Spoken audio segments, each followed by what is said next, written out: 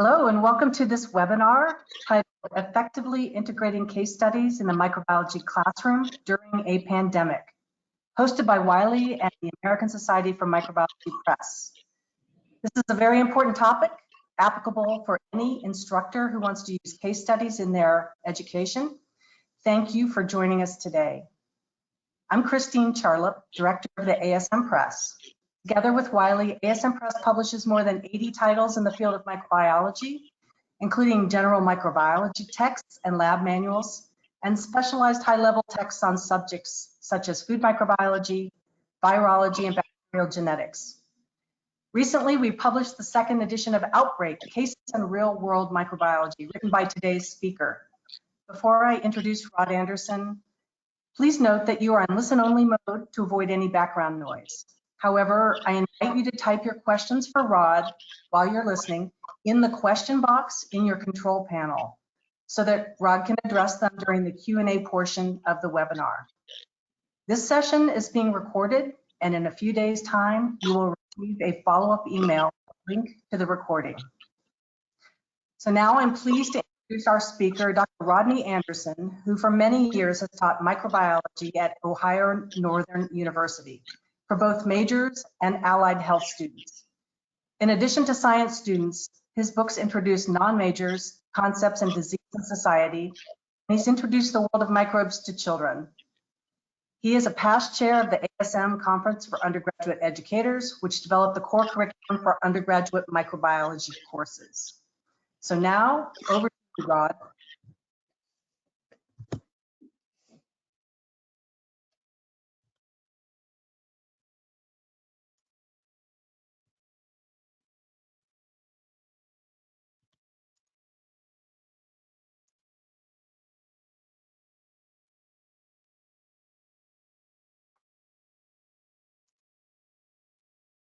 All right, can everybody see my screen?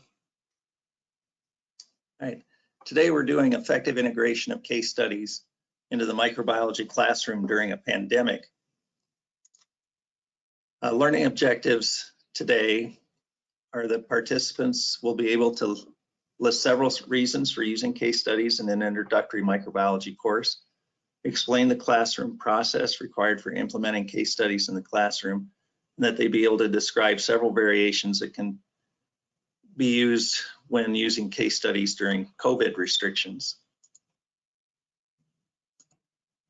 So a lot of people have different definitions for a case study, so I thought I'd give you my definition. It's a teaching strategy which uses student observation and experience to investigate a situation in which the explanation in question is within a real life context. So several important parts of the definition. One is students use their observational skills in terms of reading through the case study, interpreting the graphs, the pictures, the charts, that type of thing. Their experience, not only their experience in the microbiology classroom where they've learned content, but also just the experience that they have knowledge of as a college student. And then a real key is that the explanation needs to be within a real life context. So I'd like to discuss some of the challenges to using case studies in the classroom. First of all, there can be issues with integrating case studies into your course. If you haven't used case studies before or have just introduced them a little into your course, you know that these are some of the issues that you may have considered. I know that when I started using case studies 20 or so years ago, one of my concerns is that I wasn't in control of the classroom. All right, normally what I did was, I was in front of my class 20 some years ago. I'd use a whiteboard or a chalkboard, now obviously PowerPoint. The other thing is I couldn't get through the material if I took time to do case studies. There's always a pressure to get through the content that you think the students really need to know. Also, I had large classes. I have some large classes that go up to 100. I know for some of you that's not big, but for where I teach, that's a large class. So setting up and monitoring the progress of a lot of students I knew would be challenging. And then I worried that grading case studies would just take too much time. Now, students have a little different perspective about cases when you're using them as part of group projects. You can see from my meme that students believe that they're the ones that do 99% of the work. Some students in groups, they worry that somebody's not going to have a clue what's going on. The real worry, though, is that people are going to make commitments and then not follow through. And so the group then is going to do poorly just because somebody didn't hold up their end of the bargain. Also, students are sometimes concerned about working with others that have different perspectives, and then also coordinating efforts and schedules and interests can be challenging as well. So what I'd like to talk about shortly here is some of the solutions to using case studies in the classroom and address each one of these concerns. So in terms of the problem that I'm not in control of the classroom, what I found is that not being upfront and lecturing can actually be a very good thing. If you look at the typical process still in classrooms is to lecture, deal with assigned readings, posted online set of PowerPoint notes. But there's numerous studies that show that these are really the least effective ways for students to retain knowledge 2 weeks following the lesson. A colleague and I, Dr. Young, published an article in JIMBY a few years ago that dealt with comparing using case studies with multiple choice tests in terms of retention of content, and case studies help students retain content both short-term and long-term. So case studies certainly improve that process. In terms of potential issue of you can't get through the material if I take time to do case studies, what I realize is you really can't get through the material that's in a text anyway. And every one of us have to make decisions about what we're going to go over relative to our key learning objectives we'd like to achieve. So we all have to choose between lecturing over the material and having students forget it quickly, or doing something like case studies. Not only do students retain content better, but they also learn critical thinking skills and how to solve problems that they're going to actually run into in the healthcare system. Another potential issue is for instructors, you think that, or I thought that case studies would take too long to grade. What I found is that putting students in groups automatically cut down on the number of papers that you have to grade. I've done multiple choice and written assessments. Basically, it's a wash between doing case study assessments or doing multiple choice quizzes and exams. I just put up the time either up front if I'm doing a multiple choice exam, or on the back end if I'm doing written assessments. For me, it takes a lot of time to write good multiple choice questions, and our learning management system is incredibly cumbersome, and it takes me a lot of time to get everything loaded and corrected once it's loaded, and proof it, and on and on. And I think that case studies actually end up, for me, taking less time. Also, I use a rubric that I've fine-tuned through the years. So the rubric works well. Point values that I have assigned for different parts of the rubric, I can read through the cases quickly and get the grading done consistently.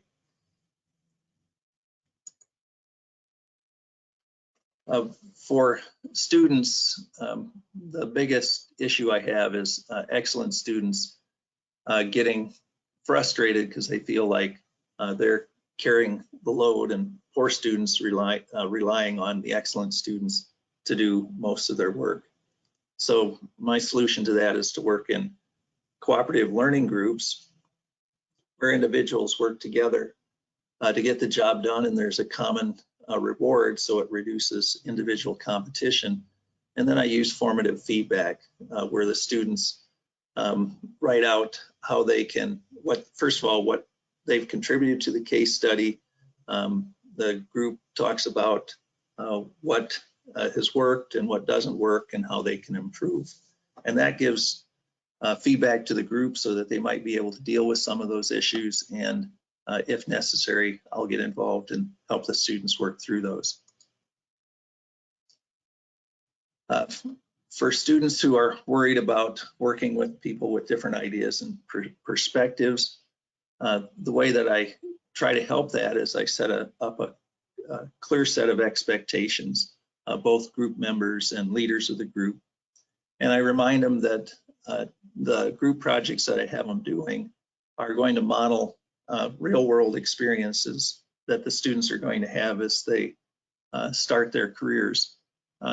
Science today is very complex. Healthcare is certainly very complex. And if we could solve problems like cancer by just taking somebody that was, very smart and locking him in a room and say, come out when you've got a cure for cancer, certainly that would have been done already. But the way science and healthcare works is that it's always a team effort, and it requires, in terms of healthcare, a physician, a nurse, a pharmacist, a lot of different technicians to care for people in the hospital. And in terms of diseases, we make progress in science.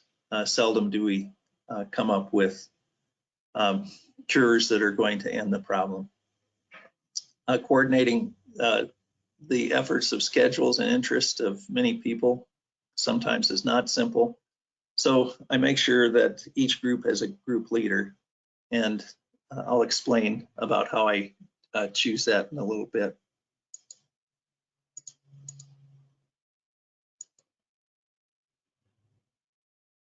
So it's also important to know that for students to know that a tremendous reservoir of talent, knowledge, and creativity can be tapped into in developing a team-based approach. Sometimes the students with the highest GPA feel like the project is on their shoulders, but they need to realize that that talent and creativity, they don't have that isn't all up to them, and others in the group are going to add a lot of ideas that can be fleshed out by the entire group as they run through solving case study. And it is exciting to work with people who have different ideas and perspectives. So just talking about practical implementation of cooperative learning groups to solve case studies. I just want to show you how I've gone about it. Maybe you can take some of these ideas, and I also want to talk about adjustments that I've made as a result of the pandemic. So there's several ways to integrate cases into your classroom. I started by simply adding some homework assignments to my current teaching using case-based approach. I've known people and have heard presentations where they've turned their entire lecture into case-based learning or something similar. That's more than I'm comfortable with, and I haven't seen some documentation that that's particularly better than other ways. So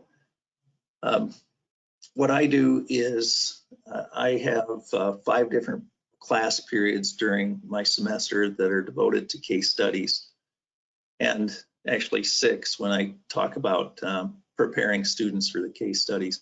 And I work through 9 cases a year with students, and also have some of the cases on exams as well. So I run through a lot of cases with the students during the year. In order to do that, I believe it's necessary to prepare students for doing the case studies. That takes me a period of lecture. And then I want to talk about practical aspects of implementing case studies, and then my source for case studies. So class preparation. It's important that you provide students with clear academic expectations.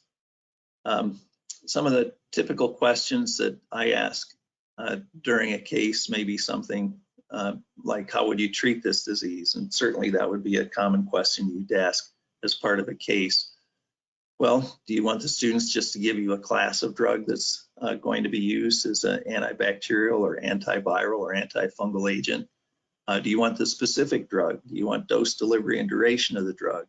Do you want them to discuss side effects of the drug? If there's potential for people being allergic to the drug, do you want an alternate drug? Do you want them to treat other problems besides the microbial infection? Do you want them to treat pain, fever, dehydration, that type of thing? So if students don't know what's expected, then they're going to have difficulties, at least the first time through. As you go through and grade it, then they'll be saying things like, I didn't know you wanted that. And having clear expectations, I think, helps them with their comfort level on case studies. You need to provide students with clear expectations on how the teams are expected to function. So I go through team member expectations, and it's things like treat your teammates with respect, follow through on your commitments, give useful feedback, listen actively, focus on the purpose of the team. And just listing some of these things out helps students realize that everybody's going to be contributing to the case, and how we expect them to behave as they go through the group project. I also define a team leader for each group. The team leader that I pick right now is the student with the highest GPA in the group. I know that that is not a great way to pick a team leader, but I've tried other ways, and this is the way that seems to work the best for my particular classrooms. Also, when they get into the real world, team leaders, some of them are going to be good, some of them are going to be great, some of them are going to be not so good, and that's the same thing students find out with the leaders with the highest GPA. So team leader expectations, they're the ones that have to anticipate and respond to changes in timing, schedules, workloads, problems. So they set the schedule on when students are going to meet and work through the case studies, or at least review the case studies. They work on them during class. And if students can't make the meetings, then they have to deal with adjusting schedules and that type of thing. Also, I have the team leader communicate with me about the team's needs or questions. That way they don't have to try to schedule 4 people's free time in order to come in and see me in the office, or to connect with me via Google Meet. Just one person can do it, and then relay the information to other people in the group. I also talk about team interaction guidelines. So I have just, these are things that I recommend. Students can choose other ways to deal with things. You can see confidentiality. I tell students that the information shared in the group is not confidential, and so everybody knows that going in. If students want to decide that things are going to be confidential, then the group can decide that. but it's just easier if things aren't confidential. Students should have all assignments done on time, each student in the group. Important decisions made by consensus. Sometimes there's different ways to approach the solution of question in my case studies, and so no student will have a veto power. They make those decisions by consensus. In terms of other practical aspects, I keep academic objectives simple, which is just students need to read and correctly complete the assigned questions on the case studies. Now, the case studies that I use, they have a spectrum of different levels of Bloom's taxonomy, from simply answering questions about content that's found in the case or in their textbooks or what I've talked about in class, to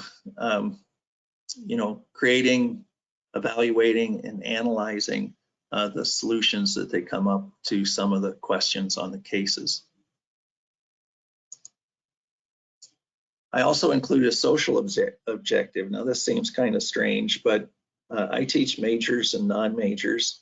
I teach non-majors genetics, a human diversity class, and I use case studies in there as well. And what I found out with non-science majors is that when I put them in groups and ask them to work through a case and discuss the questions, they just go right at it, and the room is noisy, everybody's talking.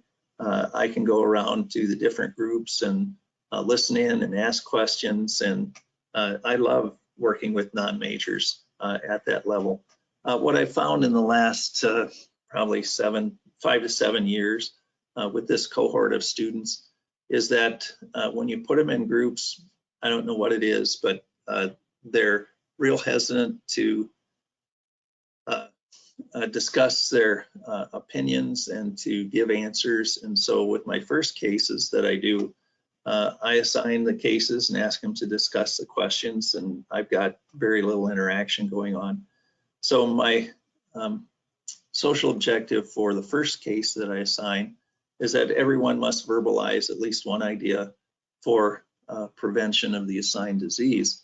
And so I go around and I'm always talking to different groups and asking them various questions on the case, but I make sure that as I go around, so I want to hear everybody's idea on prevention and what have you already discussed. And if they haven't discussed something already, then I tell them to get to it. The last case, I want everyone critiquing and the implementation of the prevention and treatment of the disease that's found in the case. And so that expands, and it gives me a way to assess what's going on, at least discussion-wise, in the group. Some practical aspects of implementing cases in the classroom. You have to consider the size of your class and the size of the groups that you're going to be working with. I generally work with groups of 4, but there's seldom that's going to work out with numbers in the class, so there'll be some groups of 3. During the pandemic, obviously you realize that the size of the class and where you do case studies have been influenced by school and state policies. This year, where I was at, we used mass social distancing, cut classroom sizes in half, or found larger classrooms, or I used some double classrooms that were open, neither the right size, but split my class right next to each other. And then I had students use some technology, and so there were some IT solutions that were needed. Now, I'm sure you've been involved with a lot of this. I'll talk about some of this a little more on a later slide. In terms of assigning groups, I never let students choose their own members of the group. I've done this before on the very first day of class. I've had students choose their own groups, and what I find is that all the A and B students are together, and the C, D, and F students, or future C, D, and F students, are together. And so then I end up with some groups where the cases are just an extreme challenge for them. And so what I do now is I group students either randomly or alphabetically. That works good with large classrooms. Or if I have small classrooms and have had some assessments in the semester already, quizzes, exams, that type of thing, I take a student in the top quartile of the class, 2 in the middle quartile, and 1 in the bottom quartile, and put groups together based in that way. And then it seems like all my groups are going to be functional.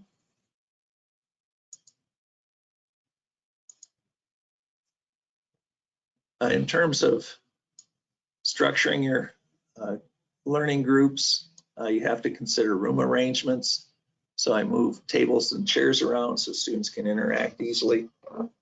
During the pandemic, I had additional rooms or larger rooms so that I had social distancing. I hugely expanded the use of IT, and not this year, not this academic year, but last academic year, we were entirely online.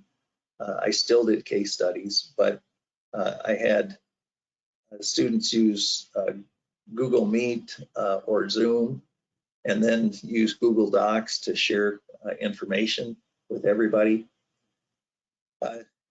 Some students may need assistance from IT.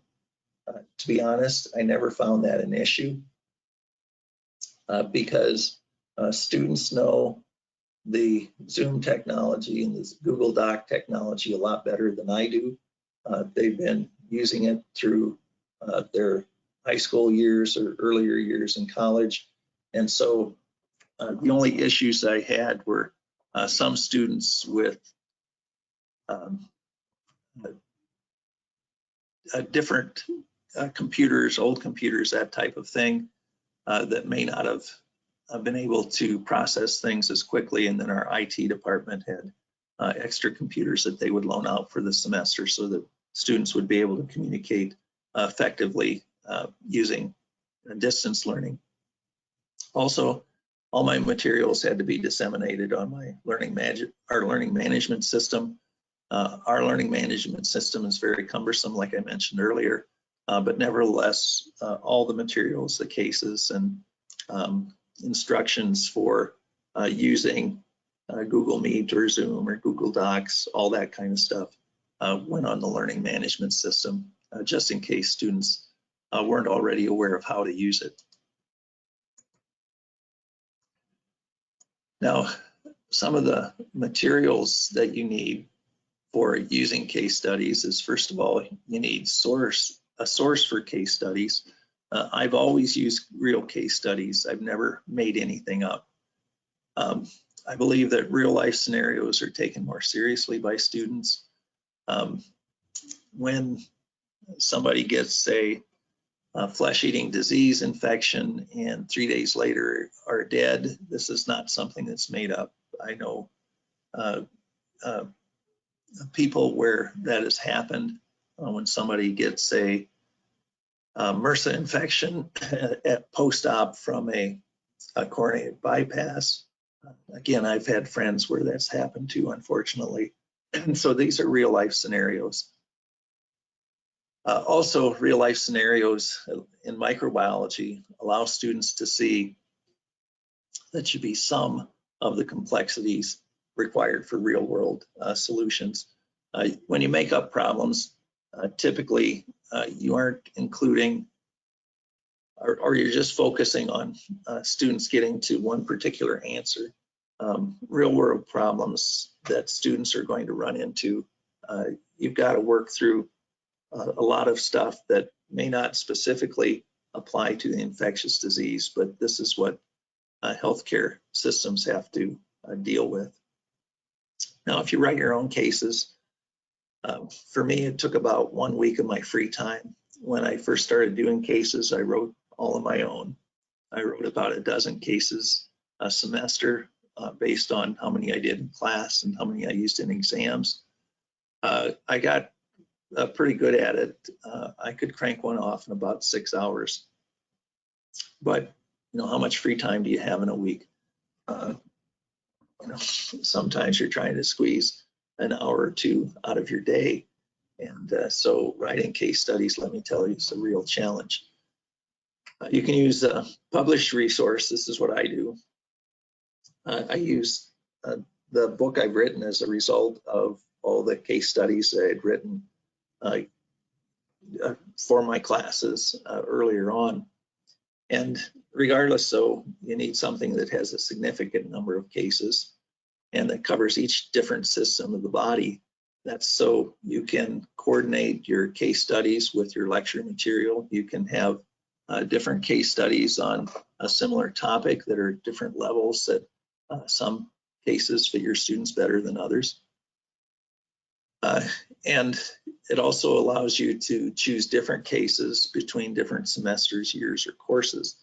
I don't know about your students at your university, but my students will tend to save answers and pass them on to their friends that take the course later on. And if I'm using different cases, I don't have to worry about that. So what I do during the case study is I monitor the progress of each group throughout the class. I'm always walking around the room, listening to what's going on and asking questions of the group. Encourage participation and collaborative skills. And there's times students will get stuck on some of the critical thinking questions, and then I can give them clues and help them move forward there. There's a difficulty in using cooperative learning groups and case studies. If you remember Bloom's taxonomy, it goes remembering, understanding, applying, analyzing, evaluating, creating. And with cooperative learning groups, they have to collaborate, they have to deal with problem solving, where they have to analyze and evaluate different case studies and what are the best answers. Both of these skills fall into the highest level of difficulty. And so when you start out working case studies, groups are going to need a significant amount of help. Now, it's not something that is overwhelming. The students just need some help during the class, and then as they go back over their cases, they may come back with a few questions that I can generally address email or Zoom or in my office in a pretty straightforward manner. So my source of case studies, I mentioned the Outbreak Cases in Real-World Microbiology is the book I've written. That's in the 2nd edition now. And so this is Outbreak. It's something that I've really enjoyed doing. I'm very pleased with ASM and their support in pulling this together. Outbreak has 92 different cases in it. You can see it covers the major body systems and the major infections that are involved with those systems. I also have unique cases in each chapter. I have a case called College Perspective, which specifically addresses infectious diseases that affect college students. Obviously, in different systems, it's going to be different types of infections, but the example I have here is skin infections among tattoo recipients. This occurred in Ohio, and there was a group of high school and college students that decided it was cool to get tattoos in the park by a former prison inmate who was using non-sterile equipment, and so you had this big outbreak of tattoos that were infected by MRSA. Not a good thing for the students and how they had to deal with that. I also have another unique case study in each chapter. I call it Global Perspective. What I'm doing here is giving the students a infectious disease case that occurs outside of areas that have excellent healthcare systems.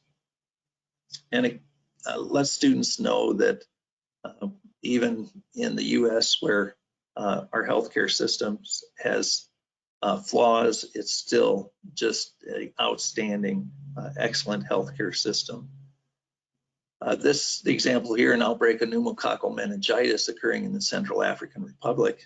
If you know the Central African Republic, it's part of French-speaking Africa. It's one of the poorest countries in the world. It's torn by civil unrest and wars. And so you have a pneumococcal meningitis outbreak. How are you going to get vaccines in and get people vaccinated when you have a healthcare system that has fallen apart and a countryside where the government is just hardly functional at all? So the types of questions I have in Outbreak, each case has about 70 to 20 questions.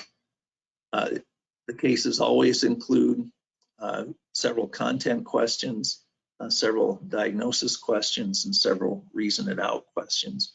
The reason it out questions are critical thinking questions, but if I call them critical thinking questions, I found students kind of give up before they start. If I call them reason it out questions, then they go, well, you know, 4 of us should be able to reason this out.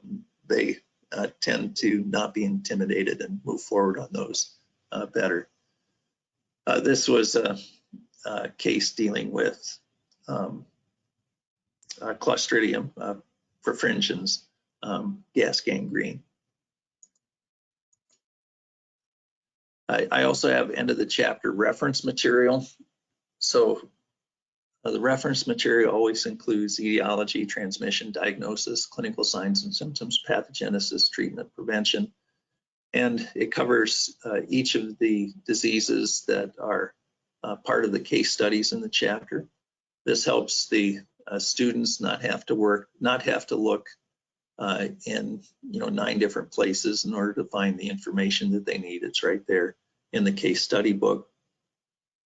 I published the Outbreak 1E quite a while ago, and since then a number of textbooks have taken this format for presenting their material on the different infectious diseases that they cover. At the beginning of the chapter, I also have a table of all the pathogens that are covered by the outbreaks in the chapter. This helps students limit the number of possible pathogens that they may have to consider for each outbreak that they analyze. They know it's not every possible pathogen that could cause this list of clinical signs and symptoms. It's only a dozen or a couple dozen pathogens, and they're all listed at the front of the table at the front of the chapter. So these are just some of the references that I used in the presentation here, and a list of my where I got the figures that I used. So next I just have, do you have any questions?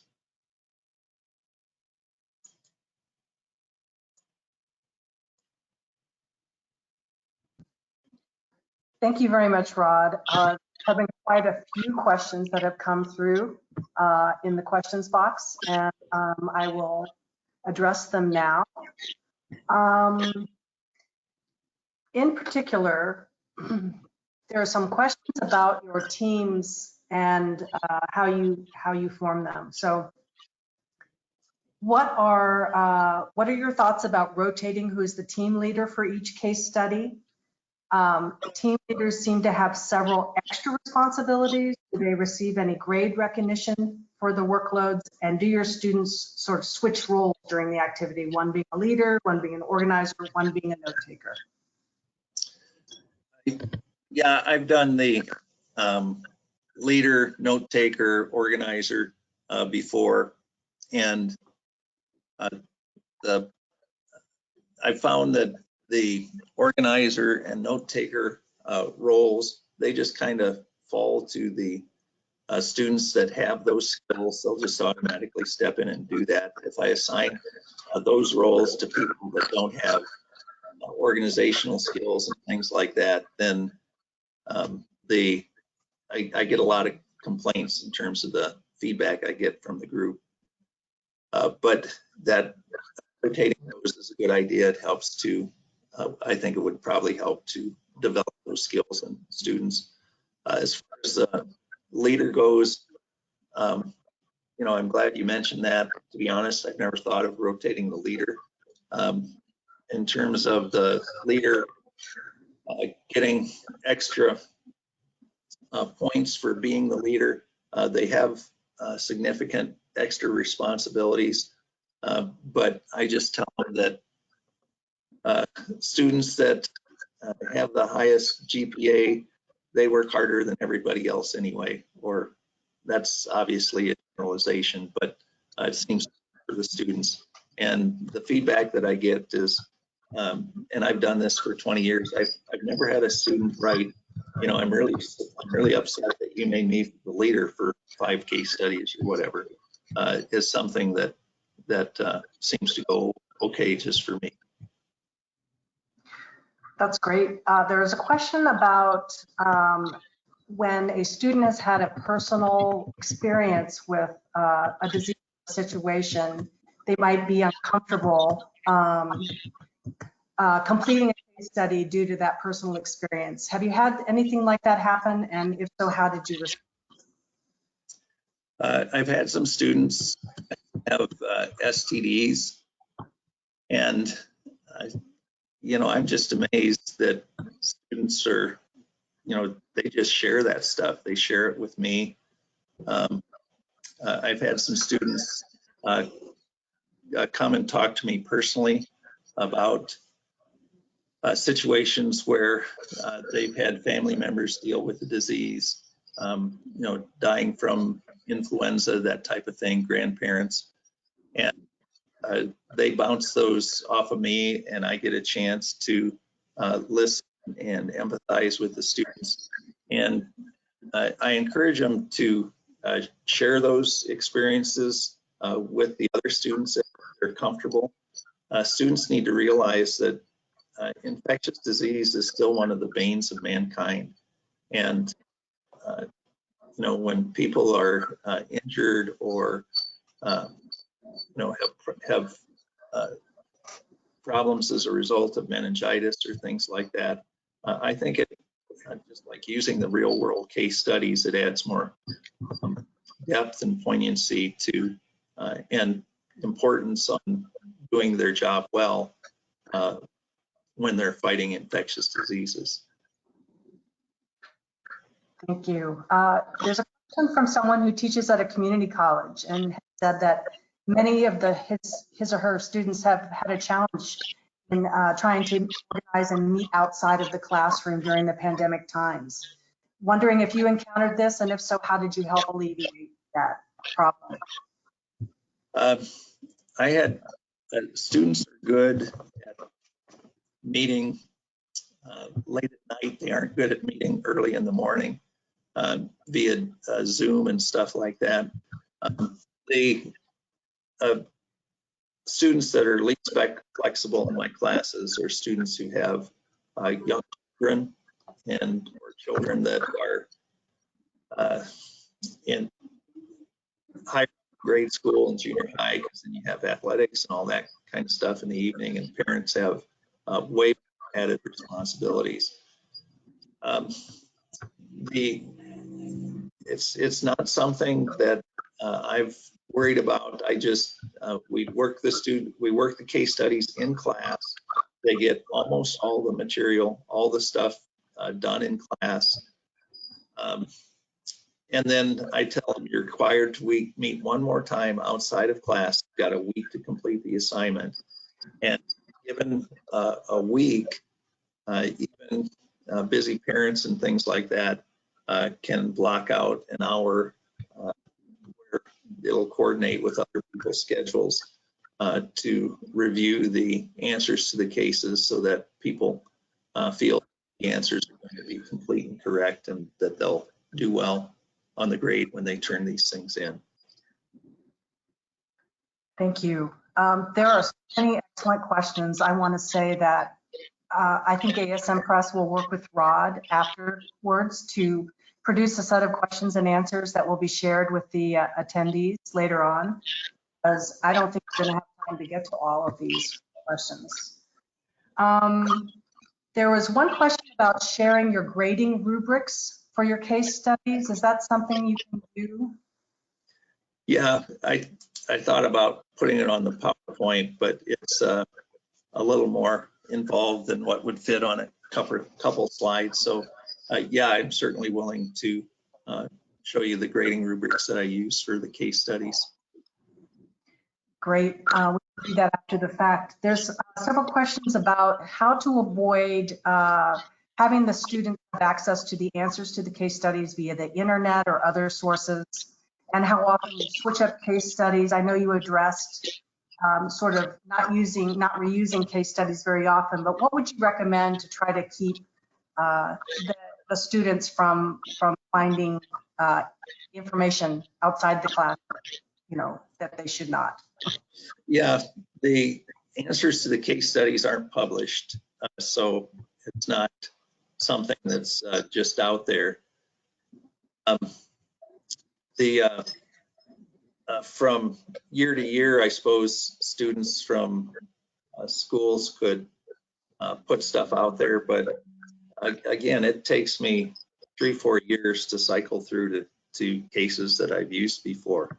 And you know, if students can find the answers, correct and complete answers that fit my rubric, then more power to them. But the answers are found in the MMWR, where I got a lot of the cases, at least some of the material is. The answers are found at the end of the chapter reference material.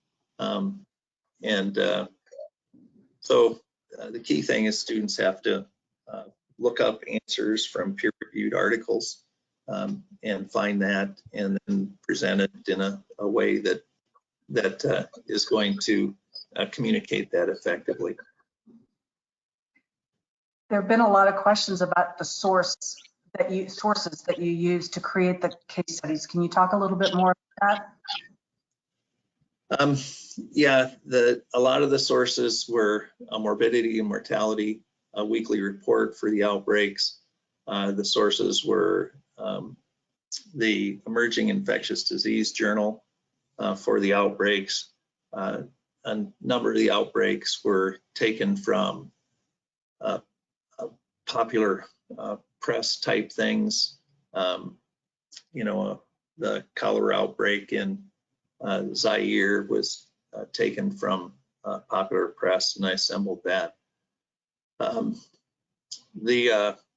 Several of them are taken from things like my friend's wedding, her daughter's wedding, and she had a beautiful reception. I was there, and about 100 people at the reception. 65 of them got norovirus at the end of the wedding. Her sister actually had to be taken by ambulance to the hospital because of all the dehydration from gastroenteritis. And you know, that's personal experience. It's a great outbreak. The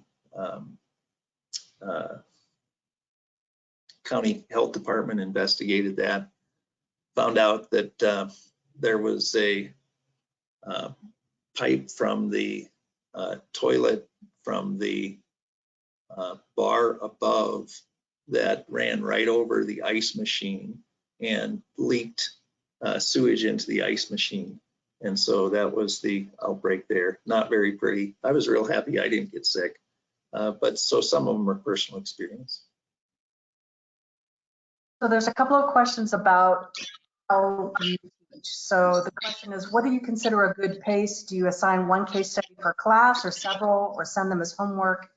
And then a connected question is, do you scaffold the information in terms of how much is presented to students to prevent information overload? I do not scaffold the cases. cases are half a page, maybe a page and a half long. There's always a picture, a graph, a table that they have to interpret the data. I think interpreting data is an important skill to learn. So I don't scaffold it. I have it presented all in a particular period. The case studies, I start doing one case per class period, and then later on I'm doing 2 cases per class period. Students can work through that material. They won't get everything typed up, that type of thing, but they'll get all the notes down that they need for answering the questions, and then different students will type up different answers, and then they can get together later on and review them all. And that seems to work well for my cohort of students. For other cohorts, again, depending on the level of background they have coming into your micro class, starting with a couple days on a case or 1 case each time is something that you just have to play with and see how it worked. There's a question about the content of the case studies. So how are case studies applicable to students outside medical microbiology? I know you teach non-majors, so how do you connect the medical aspects of case studies to other microbiology? Yeah, for the non-majors, I take the easiest cases, and obviously my expectations of the answers are going to be lower, but I do expect that they are able to reason out solutions to different outbreaks that I have, because so many solutions are common sense, and students can work through that. I mean, you've got some sexually transmitted disease. Everybody knows, and college students know, typical ways STDs are prevented, so they can take those, and that I always make them apply it specifically to the case at hand. And so then they have to look at the scenario from the case and take those prevention strategies and make a case for stopping the outbreak or slowing the outbreak or that type of thing. All right, we have another question, Rod, about asking your opinion. What is the role of self-evaluation in this context of the case studies approach to learning? Yeah, it's after each case, I'd like students to put together I have a paper that I hand out. What contribution did you have to the case, to completing the case? That gives me an idea on whether I've got an unbalanced team where 3 people are doing all the work and 1 person is just kind of tagging along. Are there ways that you can, or what went well, what didn't go well? How can you improve your case for next time? How you work on the case for next time? And so in a class of even 100 students, if you have 25 groups, that's just reading through 25 short answer feedback things, and it lets you know how students are feeling about the case, and whether or not you have a team that you need to drop an email to, get together on Zoom, call them into your office, say, I noticed that you guys might be developing a problem here. How can we solve it so that everybody is contributing equally to the case, to the case studies, and remind them of the expectations that I have for all the team members and things like that. And the last group of questions I'm going to ask you to address, Rod, deal with specifically issues caused by the pandemic. So one person has asked, when groups work in different Google Meet rooms, Do you keep checking them, or does that work well? Or what were the difficulties of the groups being totally online with the asynchronous nature of the situation? I've had several students with responsibilities being added at home during the pandemic that has taken their time away from the classroom. Yeah. Though I ran into similar problems, the solution I had was everybody had a class time before we went to everything online. So for my case studies, I had a 8 a.m. general microbiology course.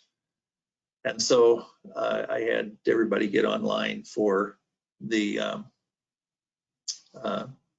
8 a.m. class, and they worked for an hour, and I was able to see what was going on. As far as meeting later on, that they did on their own, and I did not monitor that. And that was the result of, well, I always had students that had COVID. When I was this year doing face-to-face, I always had students that were in quarantine in the class. And what I would do there with students who missed the regular case study is I took all the students who missed the regular case study time, and I had a time period set later in the week where I knew there were no classes scheduled. Harvard University has a free block where you can do things like make up quizzes and stuff like that. And so everybody who missed the case study, they were scheduled for that particular time, and they came in and got a different case study that they then did as a makeup. And sometimes it would take, 10 days. So a couple weeks after the regular case study before I could get a group together to do that. We're almost at time, so I'm going to thank you, Rod, for the excellent information that you presented today, and to the audience for the thoughtful questions. For those of you who are attending the ASMQ meeting this week, you have the opportunity to meet and talk with Rod one-on-one later today during the meeting. Rod has an author spotlight online in the meeting platform at 5:30 Eastern Daylight Time today. Many of the questions were about the features and content of the book, and that would be an excellent place for you to ask Rod one-on-one about his book. So just as a reminder, the recording of the presentation will be emailed to you within a few days. For those who've attended, certificate of attendance will be available. And with that, we're going to thank Rod again and close the webinar. All right, thanks everybody. Thanks, Rod.